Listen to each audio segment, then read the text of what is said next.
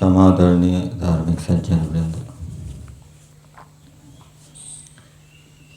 एक संस्कृत का वचन है, वेदाः चक्षुः सनातनम्। चारों वेद मनुष्यों के सनातन चक्षु हैं। जैसे सूर्य है, ये मनुष्य आदि प्राणियों का सनातन चक्षु है, देखने का साधन है। इसी प्रकार से वेद भी सभी विद्याओं को जानने के लिए मनुष्यों का सनातन नेत्र है। वेद पूर्ण है, अर्थात उनमें कोई न्यूनता नहीं है, कमी नहीं है, क्योंकि परमेश्वर प्रत्येक सृष्टि के प्रारंभ में एक ही प्रकार के वेदों का ज्ञान देते हैं।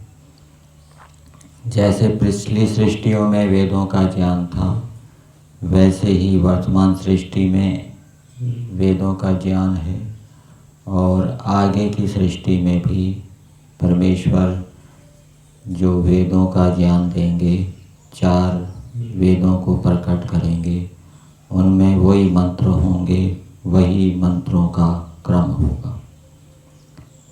वेद ईश्वर की वाणी है,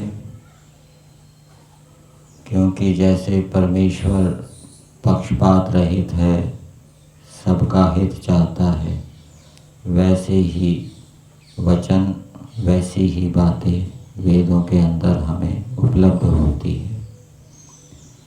आर्य समाज के नियम में दिया है कि वेद सब सत्य विद्याओं का पुस्तक है। वेद का पढ़ना पढ़ाना और सुनना सुनाना सब आर्यों का परम धर्म है। वेद शब्द विद ज्ञान धातु से बनता है, और इसका अर्थ ऋग्वेद आदि भाष्य भूमिका में किया है कि वेदों को पढ़कर हमें सत्य असत्य का ज्ञान होता है। विदलिरी लाभे धातु से भी वेद शब्द बनता है। वेदों को पढ़कर मनुष्य सब सुखों का लाभ करते हैं। और वेद सत्तायाम धातु से भी वेद शब्द बनता है। वेदों को पढ़कर मनुष्य विद्वान होते हैं। संसार के पदार्थों का ज्ञान करने के लिए, संसार के पदार्थों को जानने के लिए, संसार के पदार्थों के गुण कर्म स्वभाव को जानने के लिए, और उन पदार्थों का उपयोग करने के लिए, उन पदार्थों का कैसे उपयोग करें, परमेश्वर ने वेदों का ज्ञान दिया। और ये जो वेदों का ज्ञान है, इसको श्रेष्ठ कहा गया है, क्योंकि वेदों के ज्ञान से मनुष्यों के जो प्रयोजन हैं वो शीघ्रता से और सुखपूर्वक सिद्ध होते हैं। अन्य कोई ऐसा ज्ञान नहीं है जो मनुष्यों के प्रयोजनों को सुखपूर्वक शीघ्रता से सिद्ध कर सके। वेद नित्य है, अनादि है। वेद ईश्वर की विद्या है। ईश्वर नित्य है, इसलिए उसकी विद्या जो वेद है वो भी नित्य है, हमेशा बने रहते हैं। पढ़ने के समय में चारों वेदों का ज्ञान ईश्वर में रहता है, ईश्वर के ज्ञान में रहता है। द्विजा नाम पावमानी वेद मंत्र है। इसके अंदर बताया है कि ये जो वेद वाणी है, ये द्विजों को पवित्र करने वाली है। द्विज किसको कहते हैं? जिसका दूसरा जन्म हुआ है, जिसका वेदारंभ संस्कार हुआ है, और वेदारंभ संस्कार से युक्त होकर जिसने वेद आदि शास्त्रों को पढ़ा है। और ये वेद वाणी द्विजों को प्रेरित करने वाली है, उनको प्रेरणा देने वाली है। माता के समान वेदों को कहा गया है, ये माता के समान मनुष्यों का मान करने वाली है। वेदों के अंदर सृष्टि की उत्पत्ति का वर्णन और सृष्टि के परले का वर्णन उपलब्ध होता है। सृष्टि की उत्पत्ति कैसे हुई इसका हम प्रत्यक्ष नहीं कर सकते क्योंकि उस समय हम नहीं थे, और सृष्टि का प्रलय कैसे होता है उसका भी हम प्रत्यक्ष नहीं कर सकते क्योंकि उस समय हम नहीं होते। ईश्वर को इन दोनों घटनाओं का प्रत्यक्ष होता है, इसलिए वेदों के अंदर सृष्टि उत्पत्ति की जो घटनाएं हैं और सृष्टि प्रलय की जो घटनाएं हैं उनका वर्णन उपलब्ध होता है। और ऐसा भी बताया है कि आदि सृष्टि में पृथ्वी की क्या भौगोलिक स्थिति थी उसका वर्णन भी वेदों के अंदर उपलब्ध होता है। वेदों के आदर्श उत्कृष्ट हैं।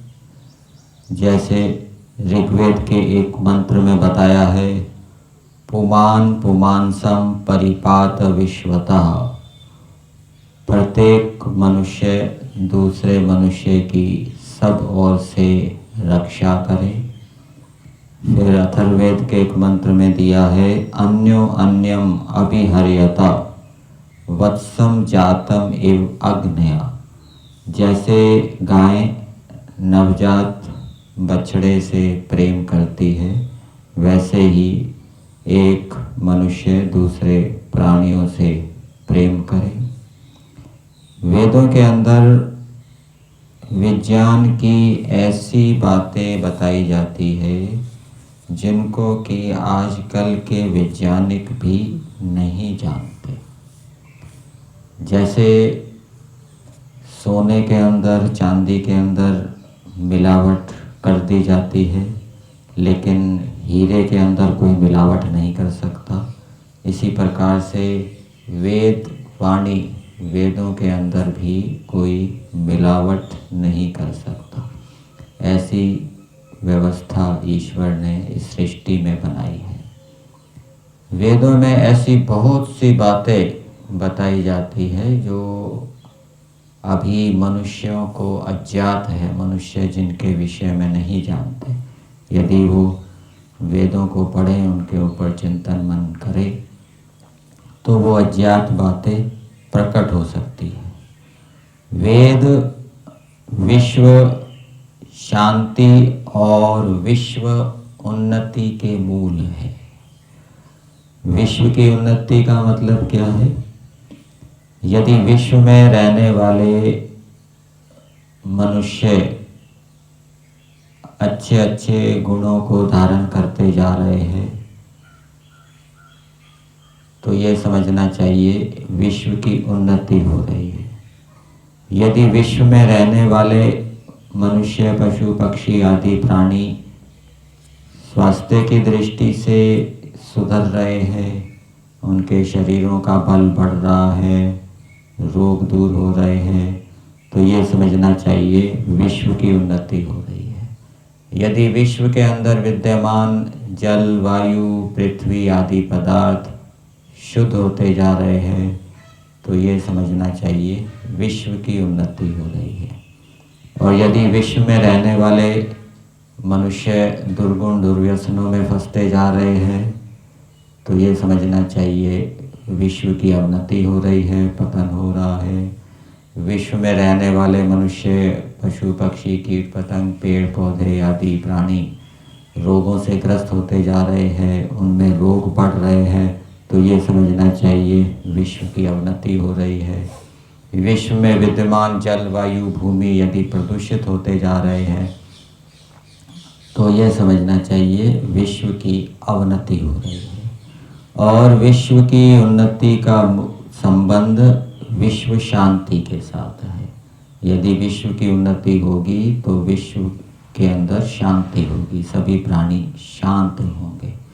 और वेदों के अंदर ऐसे विधि विधान बताए गए हैं, ऐसे विधि विधानों का वर्णन है जिनको व्यवहार के अंदर लाकर विश्व की उन्नति की जा सकती है। जैसे पंचमहायज्ञ है, योगाभ्यास है और धर्म आदि का आचरण है, ये ऐसे उपाय हैं जिनसे विश्व की उन्नति होती है। यदि विश्व में रहने वाले सभी देशों के समाज 4 आश्रमों में और 4 वर्णों में बटे हो और विश्व के अंदर सभी आश्रम वाले वर्णों वाले अपने अपने कर्तव्य धर्मों का ठीक ठीक पालन करें, तो विश्व की उन्नति ना हो ऐसा नहीं हो सकता। उससे विश्व की उन्नति अवश्य ही होगी।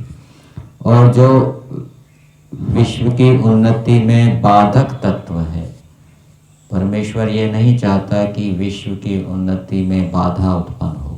परमेश्वर ये चाहता है कि विश्व की उन्नति हो, मनुष्य आदि प्राणियों का सुख बढ़े और वो सुख को बढ़ाते हुए मोक्ष को प्राप्त करें।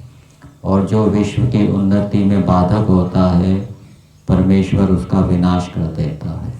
और परमेश्वर ने मनुष्यों को भी उन बाधक तत्वों को जो कि विश्व की उन्नति को रोकते हैं, समाप्त करने का उपदेश दिया है। जैसे ऋग्वेद के अंदर एक मंत्र में बताया है, उद्ब्रीह रक्षः सह मूलम इंद्र। हे वीर, तू जो आतताई राक्षस हैं, असुर हैं, पिशाच है, उनको जड़ समेत उखाड़ फेंक। अर्थात वो विश्व की उन्नति में, विश्व की शांति में बाधक तत्व है। तो हमें वेदों को पढ़ना चाहिए। वेदों को पढ़कर उनके अंदर जो अच्छी अच्छी बातें बताई है उनको व्यवहार के अंदर लाना चाहिए। वेदों में अन्वेषण करना चाहिए, वेदों के विषय में खोज करनी चाहिए और जो बातें अज्ञात हैं, जो कि विश्व का हित करने वाली है, सर्वहितकारी है, उनको प्रकट करके विश्व के सुख का कारण बनना चाहिए। और जैसे जैसे मनुष्य वेदाभ्यास करेगा, वेदों को पढ़ता पढ़ाता रहेगा, तो उससे उसका वेदों के विषय में विज्ञान बढ़ेगा, नई नई बातें मिलेगी और उससे वेदों में रुचि बढ़ेगी, श्रद्धा बढ़ेगी।